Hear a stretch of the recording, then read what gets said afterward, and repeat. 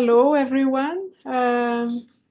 Lovely to see you all here. And we are about to start. Is everything right? Okay. So now we are ready to start, right? Okay, good. Okay, welcome to the prize giving ceremony of 2024 Safe Places Network Prize in memory of Ida Johansson. I am your host. Vanessa Cato is my name. I'm a professor here at the Department of Urban Planning and the Environment. And so I want to extend a warm welcome to each of you who is present here today, but also those that are joining us via Zoom. Welcome.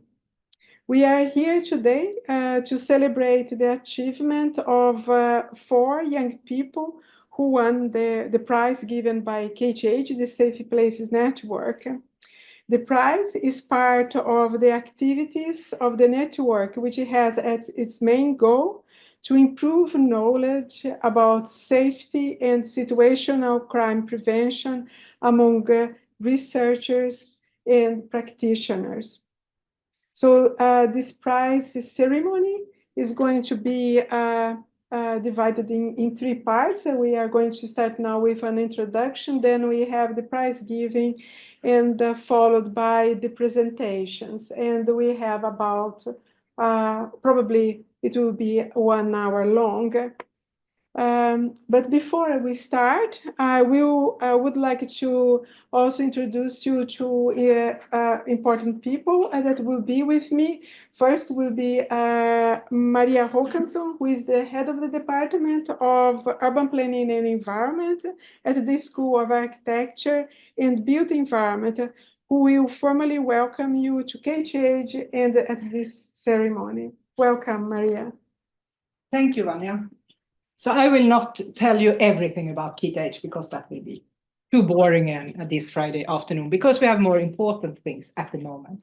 But on behalf of KTH, I will welcome you all, both here in the room and online, to KTH. But I will say a few words. So KTH is the largest technical university in Sweden, and we have a very broad areas of subjects. So we are in the School of Architecture and the Built Environment, as Vanya said, which have everything from the economy, real estate, planning, building, etc., but also philosophy and history. So we are very broad also within our school, and we are at the Department of Urban Planning and Environment, and we work very much with the future in different ways, but also then the history, because what have happened before also frame our futures. And we work on different geographical levels, both of what's happening very close by our, for example, in the neighborhood scale, but also on the local regional scale, and how we all levels have impact in different ways. So it's policies, practices, different subject areas that we knit together for there. And I would say that safety is one of the areas which of course have a lot to do with the built environment, because it happens, and how can we work? And that is what Vanya and this network very much work with.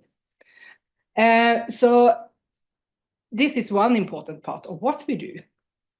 So the prize, the Safe Work Network Prize in memory of Ida Johansson, have started 2020. And the prize is awarded to students in universities in Sweden that through degree projects contribute to promoting safety and security in a subject in its own right in urban planning, and is an integral dimension of inclusive and sustainable societies. Because sustainability is very important, and that have all different kind of things that we contribute to. So today we will hear much more about how we can work with security and safety in our built environment. So welcome, and Back to you, Vanya. Thank you, Maria. Yes, that is basically what we do in the network. We try to establish cooperations with you know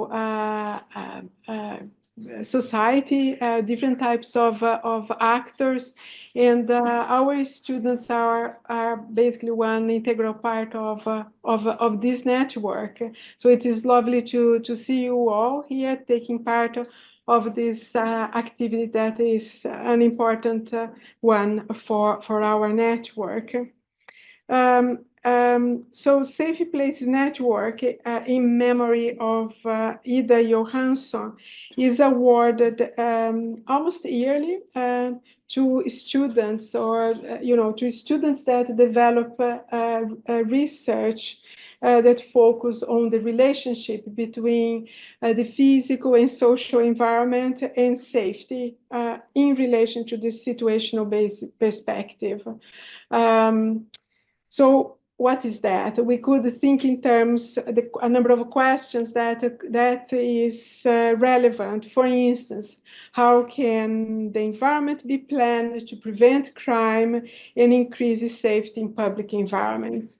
Others can be, for instance, how we, use our spaces and how the use of space make, for instance, an environment safe. So it's a larger spectrum on how we can incorporate the interaction between the environment and crime and safety.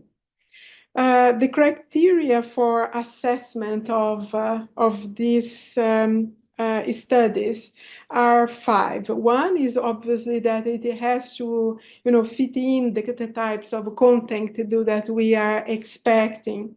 The other is the scientific quality, and that can be related to how the students pose their research questions, how they develop it along the way, how they report their results, and how analytically they show that they have actually learned from it.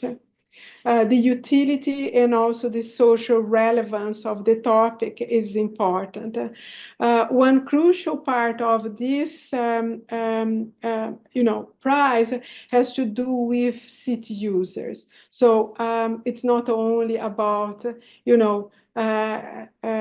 crime in the city, but also how city users make use of the different parts of the city. And we are particularly interested in what we call the target groups. And in particular, I would say women, young people, it can be elderly, the disabled, and so on. So that this city users perspective is a very important one. And I think that the contributions that we have today, and also the ones that maybe will be soon mentioned here, is an example of this type of content that has been, part of the prize.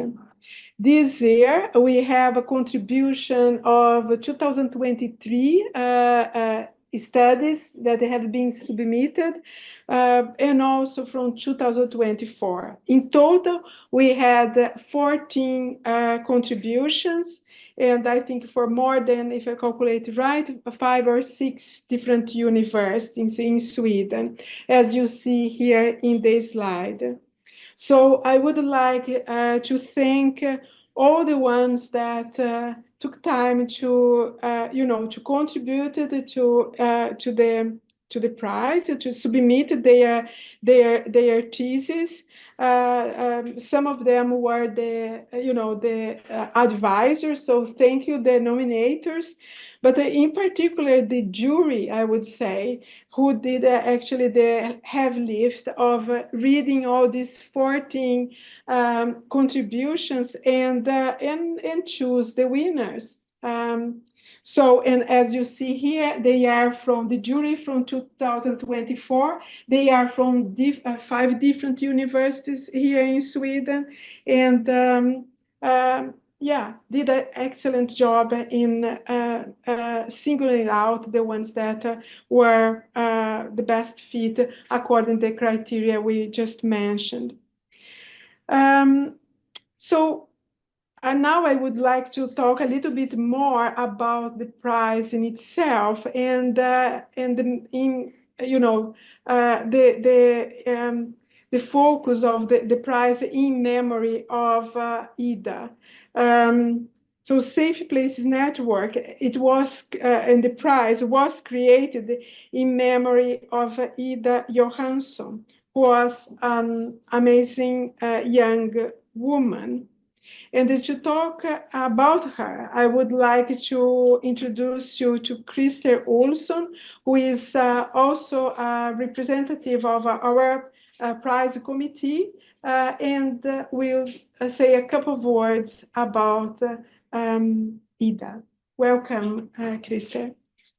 Thank you very much. Hello, everybody. KTH, eller KTH, whatever you call it nowadays. It's my home, actually, sort of. I'm a former colleague to Vanja and Maria. I worked there for many, many years, but then I ended up at Gothenburg University for a few years, and I was in Linköping University and teaching and doing some research, maybe.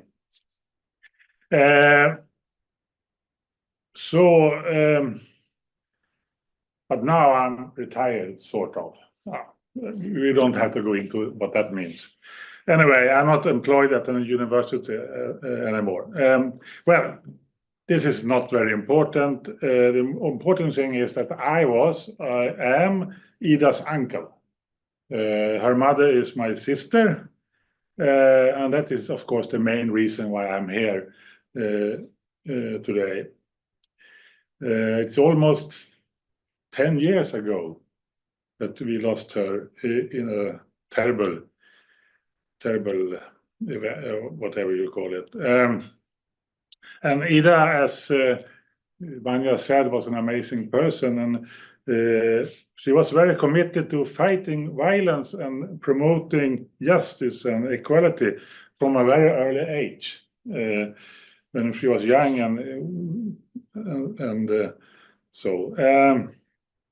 so she was very important in her circle of friends.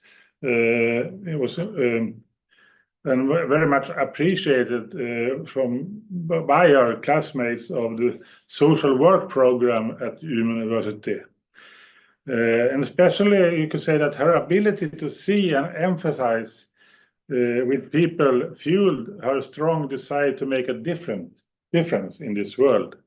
However, she was murdered by a complete stranger when she was out running or jogging in her hometown in August 2015.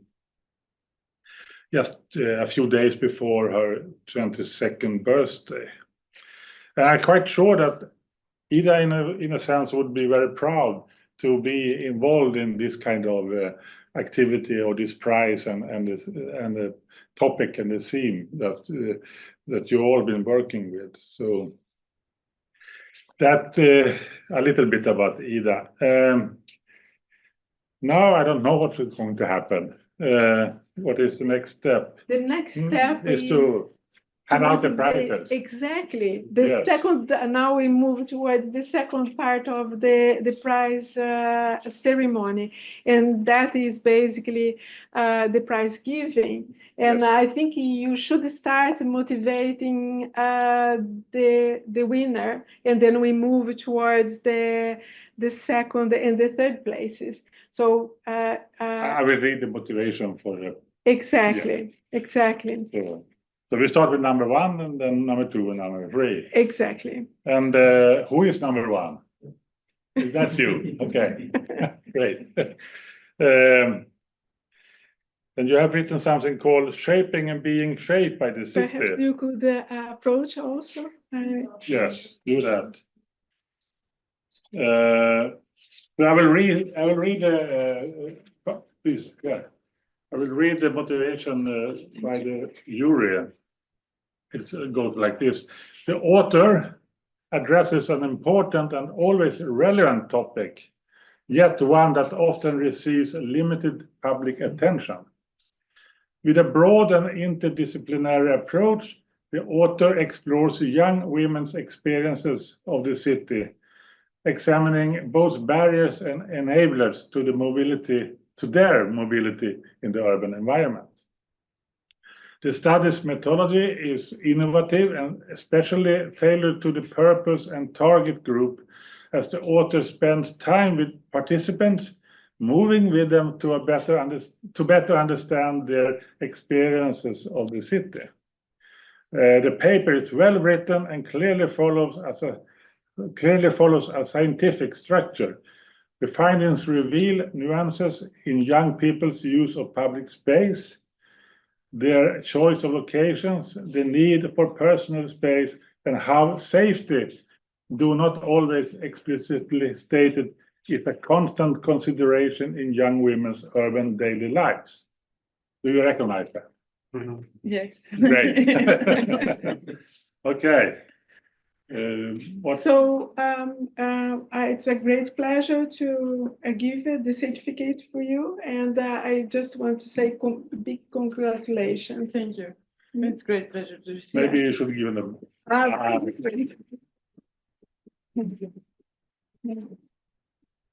We are going to give the presentations just afterwards. Do you want to say a couple of words? Or?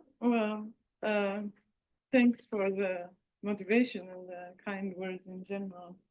It has been a surprise and a pleasure to receive this award. I don't know if we will be at the same time with the other girls here, but it's definitely a pleasure to be here today. Pleasure ours. Thank you.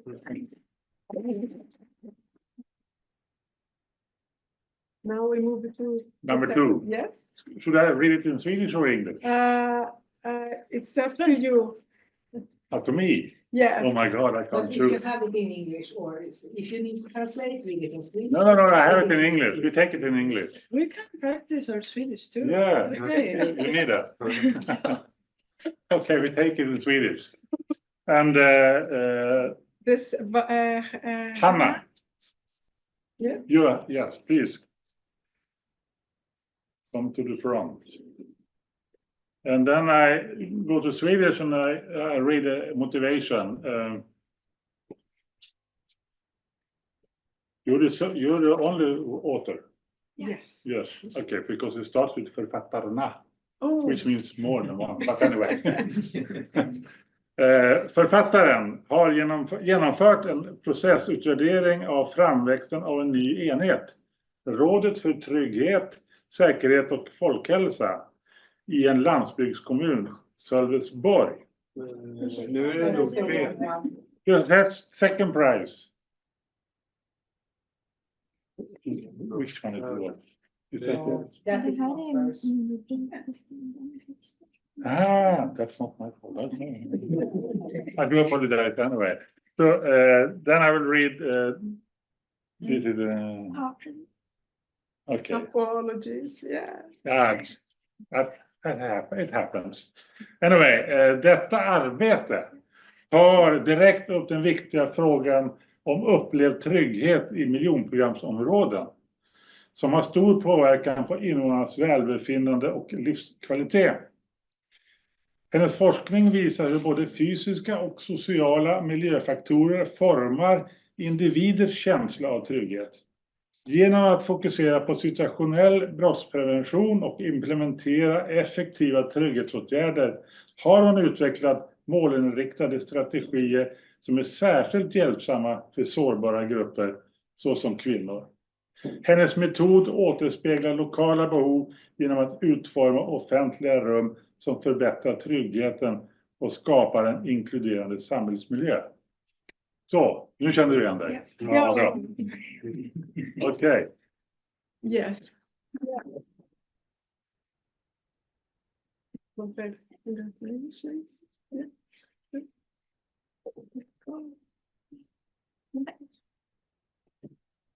Yeah. So if you want to say a couple of words. Ja, tack för att jag fick vara här. Det är din ära att få bli får komma på. Tack. Yeah, thank you. And now we go to the third prize. See if I can manage. And it's Rukaya and Julia. Yes. Is that you two? No? It's just me. You Ah. couldn't be here. Okay, but please. I will read the motivation and now now I understand why it says författarna. Because you are two. Yeah, I will read it in Swedish. Författarna har genomfört en processutvärdering av framväxten av en ny enhet. Rådet för trygghet, säkerhet och folkhälsa i en landsbygdskommun, Sölvesborg. Resultaten visar på att rådets tillkomst svarar upp mot behovet av ökat samverkansarbete och ökad vuxennärvaro i det offentliga rummet och av en kommunalt sakkunnig i brottsförebyggande frågor. Uppsatsen fokuserar på lokalt brottsförebyggande arbete och kommuners arbete att utveckla nya roller och arbetssätt. Genom nedslaget i Sölvesborgs kommun och utvärderingen av den lokala brottsförebyggande organisationen bidrar författarna med kunskap som är relevant också för landets övriga kommuner. Uppsatsen pekar också på distinktionen mellan brottsförebyggande och trygghetsskapande arbete för att kunna möta kraven från den nya lagen, och en förhoppning från juryn är att resultaten sprids till en större publik. That's it. Well done. Congratulations. Thank you.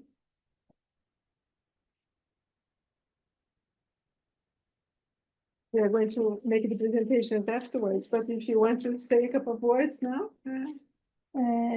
Jag håller med tjejerna. Det är en ära att vara här. Det är ett väldigt viktigt pris. Så det är jättekul att det arbetet man har gjort kan bidra med något. Eller hjälpa till i alla fall. Så det är väldigt roligt. Excellent. Yeah, thank you. I think now we are going to start with the presentation. So we start with Ida first, and then we move on. Thank you so much. So let's see. I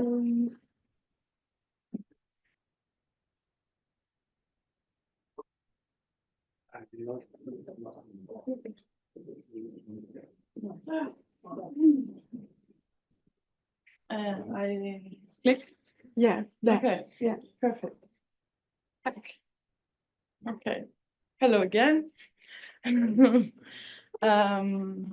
Thank you again, and I've got to thank everyone who was supporting me through along the way in this process and in general. I guess, yeah, it's a prize that is important about urban planning in general, but about safety in cities specifically, and it's something that has been a collective effort, and it should be signed Elpida and friends probably. I'll try to give the gist of what happened and why my thesis, which is called Shaping and Being Shaped by the City, and it was a study of adolescent women's appropriation. Well, my reading of why it got findings relevant to safety in cities.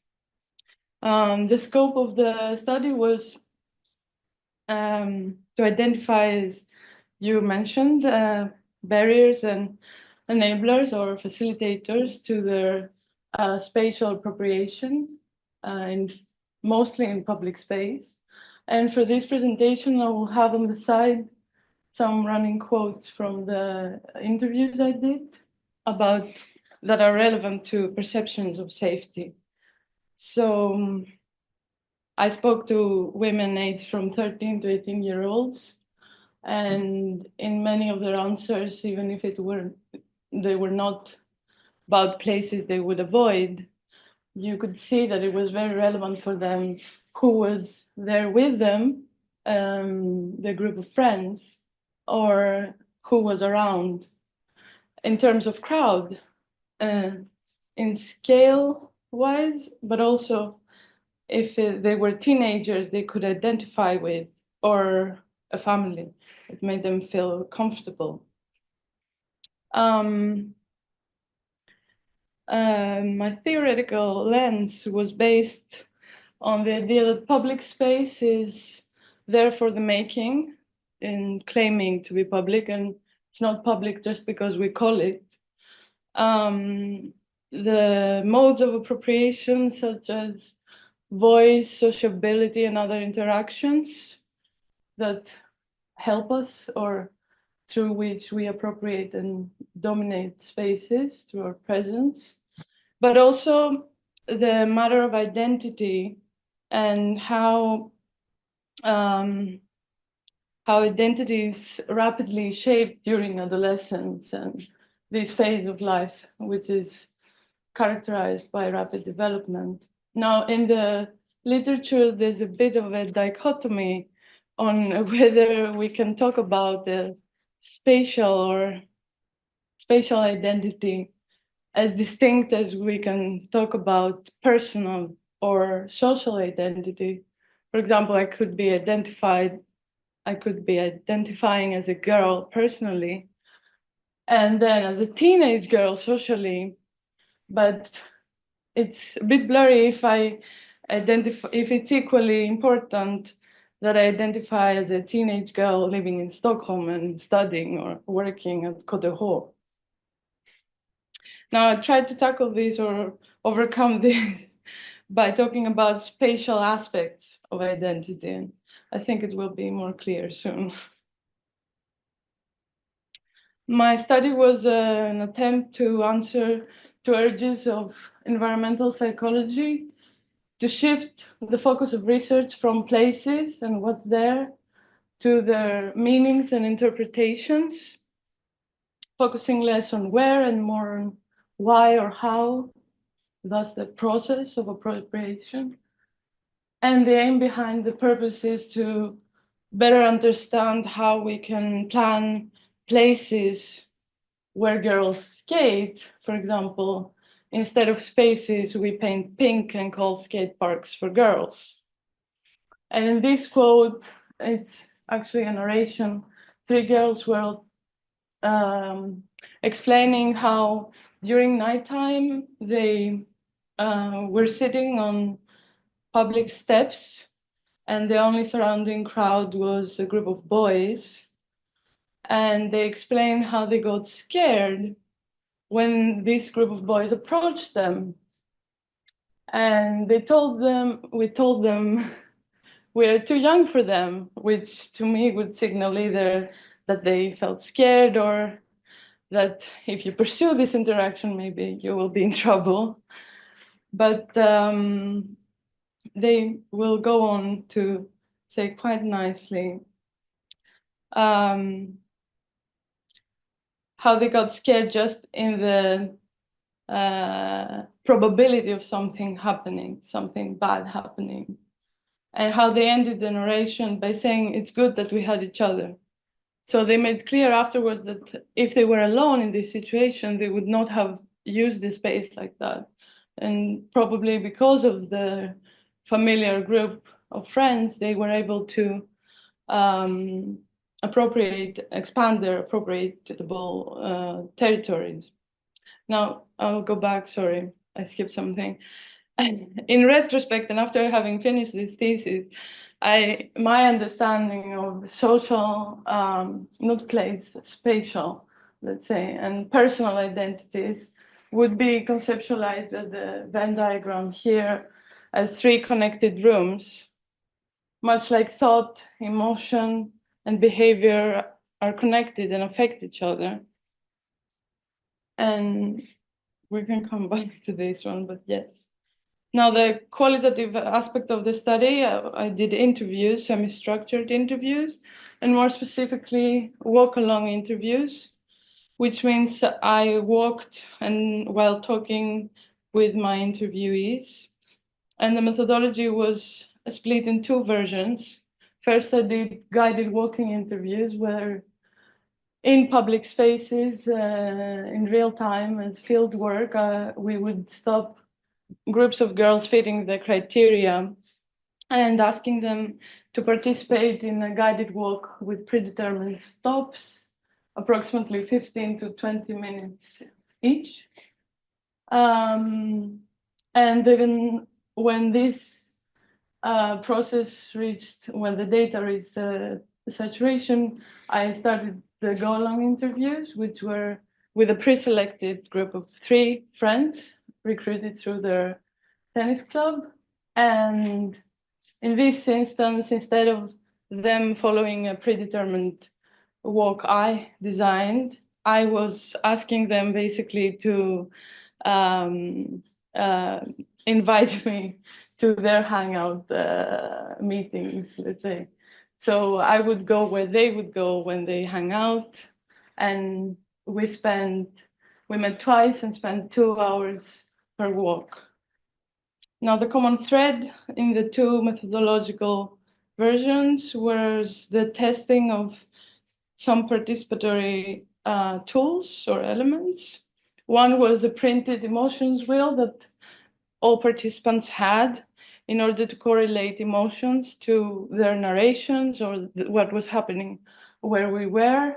And this was a tool that was very successful in eliciting individual and distinct answers from the groups. And the other one was a photo illustration tool where I would give them a scenario. For example, say you're waiting for a friend to go somewhere and they're running a bit late. Where would you sit in this space to wait for them? Which was not as successful in group settings in eliciting multiple different answers. But I have an interesting one here where these girls pick those benches because you don't look like you're sitting alone inviting someone to talk to you. To conclude, this was a study of the process of appropriation, which is by default a dynamic process. And as you can see in the first quote, Dia explains how it changes with age. I would add it changes with the times as well, because we now have different tools to navigate a city and maybe technology to connect us. And although it was not intended to, when I say it's not a study of a minority group, I mean that I was not, there were no socioeconomic or ethnic criteria to my sampling, but I feel that quotes like, if you want and like to be, even if you want and like to be alone, it feels bad to be seen by yourself, could be relevant to a wider population, like Vanya mentioned, more groups. Finally, even though it was not a study specifically on safety, it had findings about perceived safety, which I think is equally more important, if not more important, than what's actually happening out there. And I'm stressing the perceived factor because in those findings and interpretations of the girls' appropriations, we can see the adult norms and views reflected. And this highlights both the need to better understand how they make meaning of their own use of space. But it's also, if we look closely, telling of how we as mature adults frame and build those perceptions for them. I think that's all from me. Again, thank you. Thank you for your attention.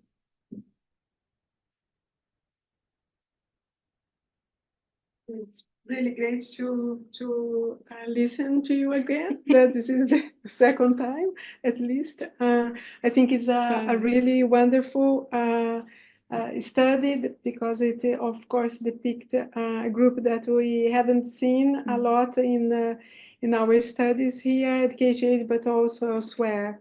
I have a question, a couple of questions to you, and one is being why you decided to study girls in public places. What triggered you to? Well, more than one answer has come to mind. First of all, I can say personally, moving from Greece to Sweden, there's a huge difference in how safe you feel in this environment. That would be my personal drive. But initially, I started looking at Play Streets in Stockholm, which is a program where they close streets to cars and they equip them with games for kids. And I was out there counting, and I noticed that through a very early age, girls are less, which doesn't necessarily explain why. So I noticed it happens with teenagers as well. I couldn't see them as much in public space, but I could see them equally as much in transport. So I was wondering where they're going. And it was also a practicality of the fact that I couldn't do interviews with young kids in English, whereas adolescents ended up providing a very impressive understanding of how they operate, even in English and not their native language.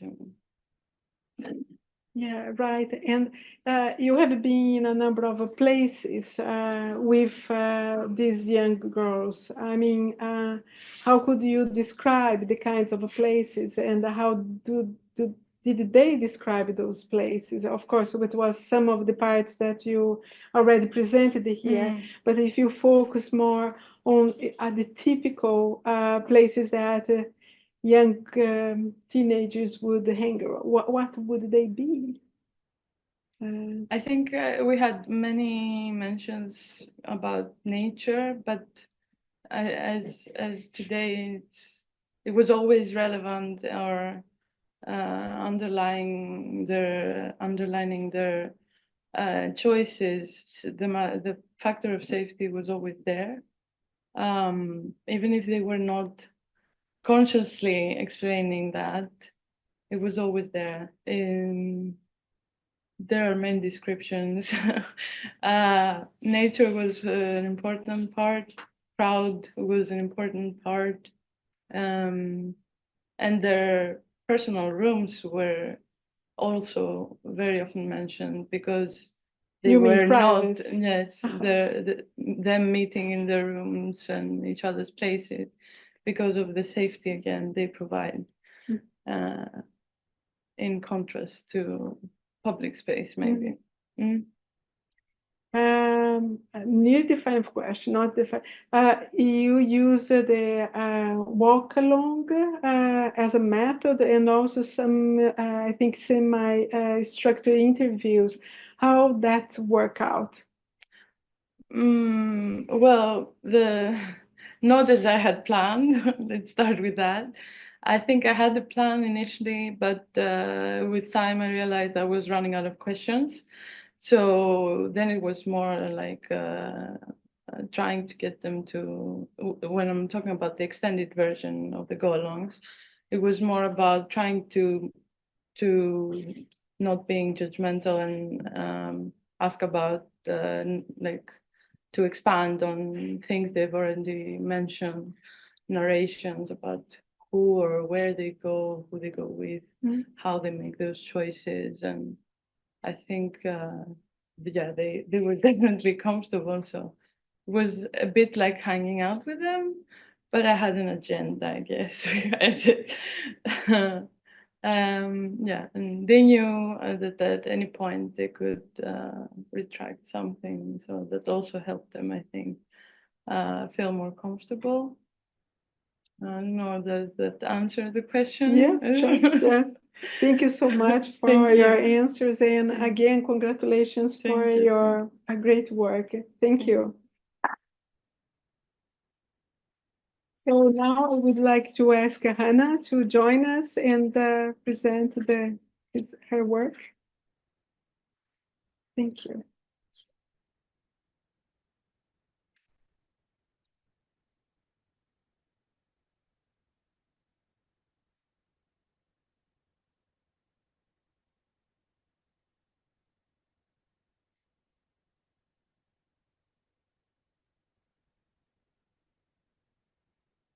Mitt arbete handlar då om att skapa tryggare miljonprogramsområden. Jag har valt att göra ett gestaltningsförslag över miljonprogramsområdet Årby i min hemstad Eskilstuna. Mitt planområde omfattar då den stora parkeringen i norra delen av området. Och här kan ni se avgränsningen och några bilder från min platsinventering. Lite kort om miljonprogramsområden är att de kan upplevas otrygga på grund av utmaningar relaterade till sociala problem som brottslighet och otrygghet i den offentliga miljön och bristande underhåll och trivsel. Den typen av miljonprogram som jag har undersökt kännetecknas då av storskaliga betongbyggnader i isolerade områden, ensidig utformning av byggnaderna, bortglömda offentliga rum och sårbarhet för brott och vandalism. Varför den upplevda tryggheten är en viktig aspekt är att de påverkar de boendes välbefinnande och livskvalitet. När det gäller miljonprogramsområden påverkas invånarna negativt främst av att området upplevs otryggt. I mitt arbete har jag då undersökt begreppet trygghet kopplat till fysisk planering och hur den fysiska miljön påverkar upplevd trygghet negativt. Därefter har jag tagit fram ett gestaltningsförslag på hur offentliga rum kan utformas för att stärka den upplevda tryggheten i mitt valda område. Det jag kommit fram till utifrån kunskapsöversikten som jag har gjort och min platsinventering är att Årby var bristande i främst 3 av 5 kategorier av trygghetsaspekter då. Och den första är skydd mot kriminalitet och våld. Den andra är skala och positiva sinnesmässiga upplevelser. I mitt designkoncept fokuserade jag därför främst på att skapa trygga och attraktiva fysiska miljöer. Att ha blandade funktioner i byggnaderna. Att skapa levande gaturum för att se till att det rör sig mycket folk. Och då god tillgänglighet i området. Då kan ni se illustrationsplanen och de 3 tematiska kartorna som jag har jobbat mycket med för att främja byggnadernas skala och funktion, rörelsemönster, trygga stråk och belysning. Här har vi då några illustrationer på mina föreslagna funktioner på områdets offentliga platser.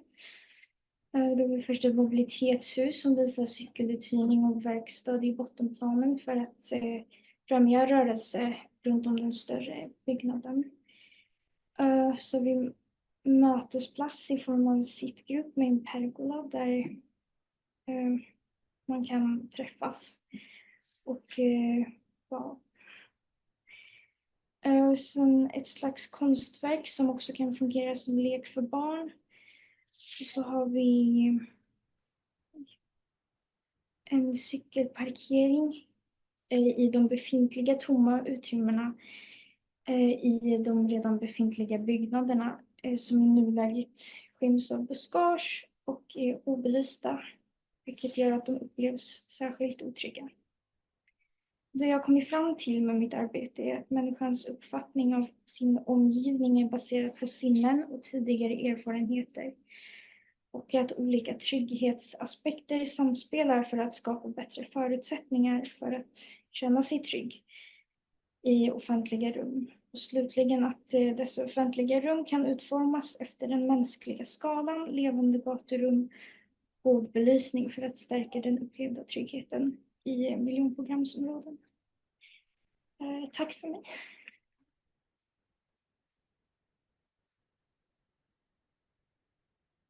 Mycket intressant arbete, Hanna. Mycket intressanta bilder. Kanske ni har inte sett hela rapporten, men jag uppmuntrar er att kolla på det. Jättefina, intressanta bilder. Jag har ett antal frågor som du får svara eller inte. Jag undrar om, hur, med din erfarenhet från Årby, hur tror du att det offentliga rum kan utformas för att stärka trygghet? Du jobbar precis med Årby, men allmänt, vad skulle du säga till andra som också tänker att använda den fysiska rum som är ett medel för att göra folk trygga? Vad skulle du säga? Jag tycker att det är viktigt att arbeta med siktlinjer så att man har en bra översikt över det offentliga rummet och också att man möjliggör för en person att bli sedd av andra. Så ifall man skulle vara ensam så kan man fortfarande få hjälp om det skulle vara så. Så det är viktigt med belysning alltid. Och att man möjliggör för så mycket rörelse som möjligt. Som blandade funktioner så att folk inte bara rör sig till och från sin bostad. Eller enbart på dagen under arbetstimmar. Mm. Du har arbetat med platsanalys och du du gjorde en analys av själva metoden också. Tänk på både positivt och negativt. Och vad var din uppfattning helt enkelt efter du gjort den här studien? Hur platsanalys fungerar när man vill genomföra den här typen av studie? För mig var det lite svårt med platsanalysen. Det var ganska läskigt för mig själv att vara där. Det hade varit en skjutning precis kvällen innan. Så det var lite läskigt för mig. Och jag upplevde själv att området kändes otryggt. Så jag kanske snabbade på processen lite mer. Det var också en av kritiken jag fick.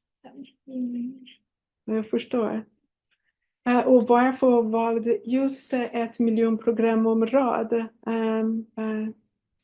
De har alltid intresserat mig. För det har alltid varit mycket på nyheterna om just miljonprogramsområdena. Så jag har varit intresserad av att veta varför. Och kanske när jag började studera just stadsplanering så om det kan finnas någon koppling mellan just de offentliga rummens utformning och att det är så mycket sociala problem i sådana områden. Ja, mycket intressant. Jag bara undrar om någon som student som kanske är där och lyssnar på oss. Vad skulle du helt enkelt ge råd? Om du har någon råd för någon som skulle starta idag och göra sin studie med platsanalys och vad borde de tänka? Vad är ditt helt enkelt råd? Kanske ta med sig en grupp så att man går tillsammans till platsinventeringen. Jag tror att det skulle kännas tryggare. Och ta sig tid till att liksom titta på allting. Och komma förberedd med typ en lista på vad exakt man vill kolla på. Ja, jättebra. Jätteroligt att lyssna på dig och också läsa din rapport. Grattis igen. Tack så mycket. Och nu har vi den tredje bidrag.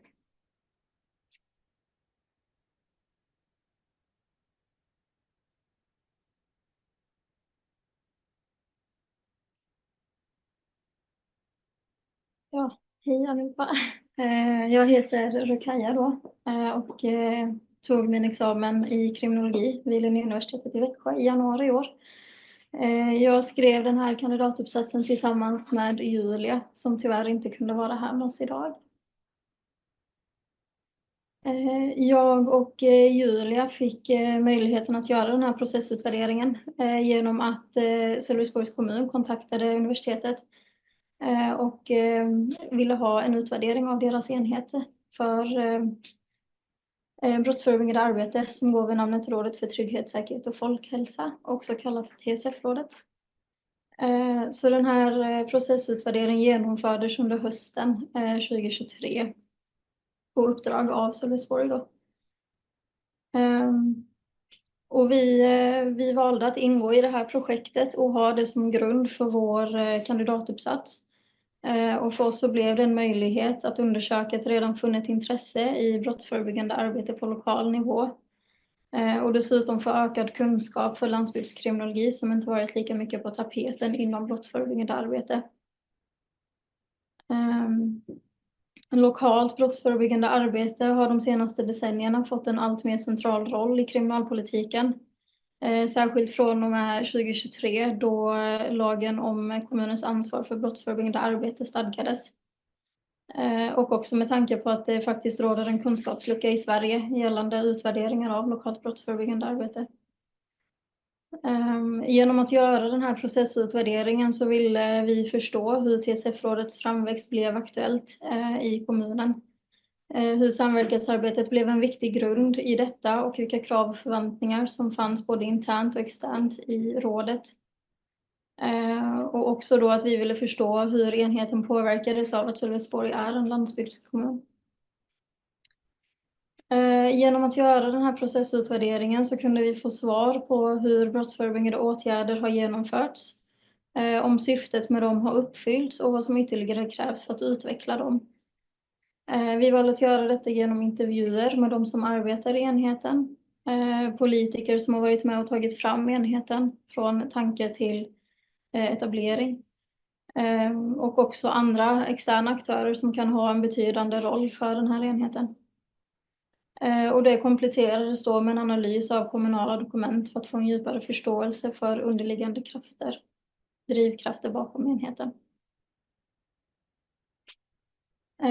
Sölvesborgs kommun har arbetat fram brottsförebyggande arbete genom att formulera riktlinjer för lägesbildsarbete av brottslighet i kommunen.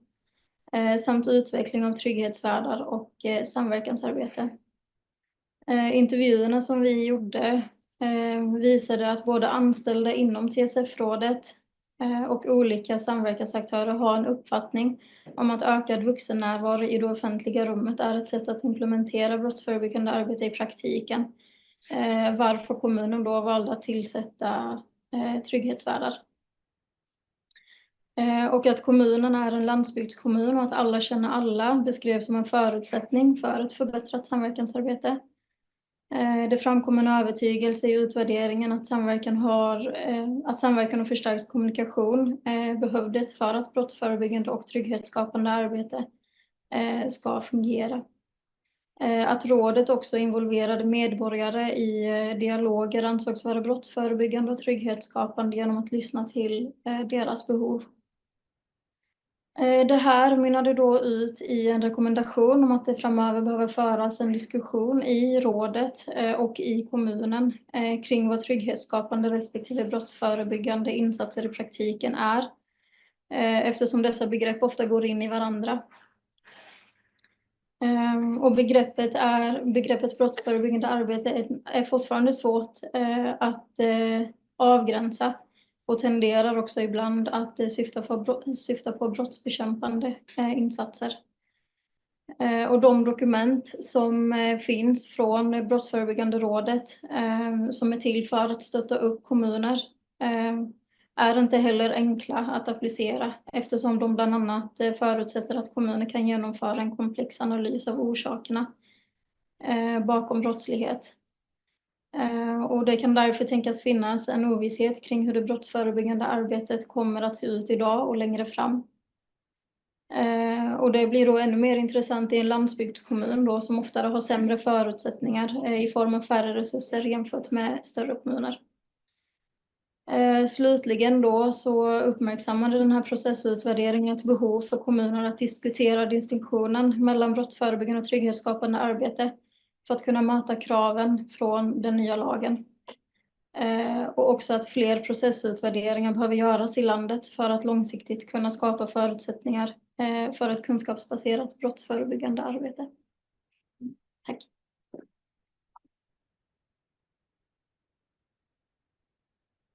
Jätteroligt. Mycket intressant för att det finns också den här kopplingen med en mindre kommun och kontexten kanske spelar roll. Vad tycker du tror du att den rurala kontexten var någonting som påverkar till exempel den där resultat av din studie? Och på vilket sätt? Ja, men det tror jag att det gjorde. Som jag sa också så är det ju mindre kommuner har ju dels kanske inte lika stor utsträckning av brottslighet eller samma förutsättningar där det faktiskt pågår kanske mer brottslighet eller så det tror jag absolut påverkade. Och sen också att kommunen hade ju stor koll på var problematiken fanns och kunde rikta liksom sitt brottsförebyggande arbete just åt de områdena. Så det tror jag spelade roll. Du nämnde till exempel att de redan jobbade med brottsförebyggande arbete. Du har intervjuat flera där. Men jag undrar, du nämnde till exempel den nya lagen. Och jag undrar, vad har ni lärt oss av er från den där processen med den nya kommunallagen? Och hur viktig det var, eller kanske det var inte så viktigt, men hur känns det? Är det viktigt med den nya lagen? Så överlag så är det ju väldigt viktigt att den nya lagen finns, tycker vi. Det ställer ju fler riktlinjer mot kommuner att arbeta brottsförebyggande. Sölvesborg i det här fallet började ju etablera den här enheten innan lagen kom till. Så de menar ju att de var i framkant redan. Men jag tänker också att den här lagen kan ju hjälpa till och stärka det arbetet genom att det faktiskt finns riktlinjer för hur man kan jobba. Och också kanske även göra jämförelser med andra kommuner. Vad tycker du att andra kommuner kan kanske lära från helt enkelt den här studien? Har du reflekterat på detta? Ja, men jag hoppas att vår studie kan komma till hjälp för andra kommuner. Kanske när man tänker på hur man kan arbeta brottsförebyggande, hur man kan implementera lagen. För det märkte ju vi när vi gjorde studien att det finns ju inte, vi upplevde inte att det fanns jättemånga processutvärderingar för just det brottsförebyggande. Och om det fanns så var det också väldigt riktat. Nu skulle vi utvärdera en enhet för det. Och det är ju inte heller jättemånga kommuner som har en enhet som bara arbetar brottsförebyggande. Så jag tror att vår studie, jag hoppas att den kan vara till andra kommuner. Ja, det är en viktig arbete. Ja, grattis. Tack så jättemycket. Tack. Ja, klockan är 5. Vi börjar på engelska och slutar på svenska. Och det är så som funkar här hos oss. Jag skulle vilja be er som är involverade, mina co-host Maria och Christer, kanske att vi står här framme. Innan vi slutar, jag skulle vilja tacka alla som är här och särskilt alla som bidragit för oss för att vara här. Inte minst min lilla grupp som har jobbat hårt de sista minuterna för att se till att tekniken skulle fungera. Gabriel, Jonathan och Johannes. Men också som jag nämnde förut, alla som jury och andra som var involverade. Så tack så hemskt mycket. Ni som står kvar, ni kan dricka och skåla av vinnarna. Och ni som står där, tack och hej. Vi ses nästa gång. Hej då.